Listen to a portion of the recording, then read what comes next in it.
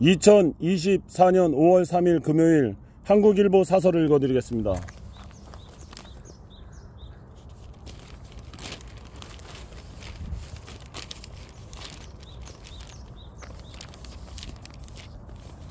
최상병 특검, 야 단독 처리 아쉽지만 대통령 전향적 판단을. 최상병 특검법으로 불리는 순직 해병 진상규명 방해 및 사건 은폐 등의 진상규명을 위한 특별검사 임명 법안이 어제 더불어민주당 등 야당 단독으로 국회 본회의를 통과했다. 야당 의원들은 재석 168명 전원이 찬성했고, 국민의힘은 야당의 일방적인 의사일정 변경과 단독 처리에 반발, 표결에 불참했다.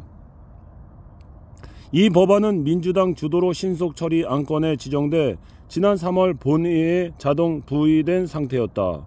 그간 여야 합의 처리를 위해 김진표 국회의장이 중재에 나섰지만 접점을 찾지 못하자 민주당의 본회의 상정 요구를 수용했다.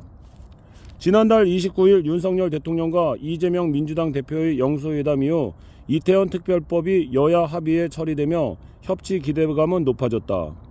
하지만 불과 1시간 뒤 최상병 특검법에 대한 야당 단독 처리로 21대는 물론 22대 국회까지 대결 정치로 점철될 우려가 적지 않아 유감이다. 야당의 단독 처리가 입법 폭주 재발, 협치에 어긋난다는 비판에도 불구하고 불가피한 면도 감안할 필요는 있다. 여당은 공수처가 수사 중인 사안임을 들어 단계적 합의 처리를 요구했지만 현재의 공수처 상황에 비춰 철저한 수사를 기대할 수 있을지는 회의론이 적지 않다. 최상병 수사 외압 의혹은 대통령실의 국가안보실은 물론 공직기강 비서관, 나아가 윤 대통령까지 관여된 의혹이 제기된 상태다.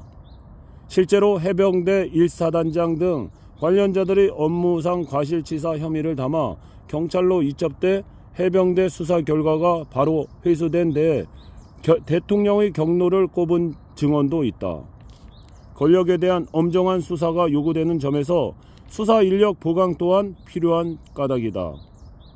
대통령실은 죽음을 이용한 나쁜 정치, 진상규명보다는 정치적 의도라고 반발하고 있다. 사실상 거부권 행사 수순을 밟는 것으로 보인다. 하지만 대통령실과 대통령이 이에 당사인 점을 명분을 갖기 어렵다는 점을 고려해야 할 것이다. 더욱이 4.10 총선 민심에서 확인됐듯 수사 외압 핵심 피해자인 이종섭 전 국방부 장관의 호주 대사 임명 등 석연찮은 조치는 한 점의 의혹이 남지 않는 수사가 필요한 이유이기도 하다. 윤 대통령의 전향적인 판단이 요구된다. 어느 죽음이든 허튼 죽음은 없다고 생각합니다. 우리 한 사람 한 사람은 우주이고 역사입니다. 철저히 최상병의 죽음을 투명하게 밝히는 그런 날이 왔으면 좋겠습니다. 국민의 한 사람의 바람입니다. 오늘 하루도 행복한 하루 되십시오. 감사합니다.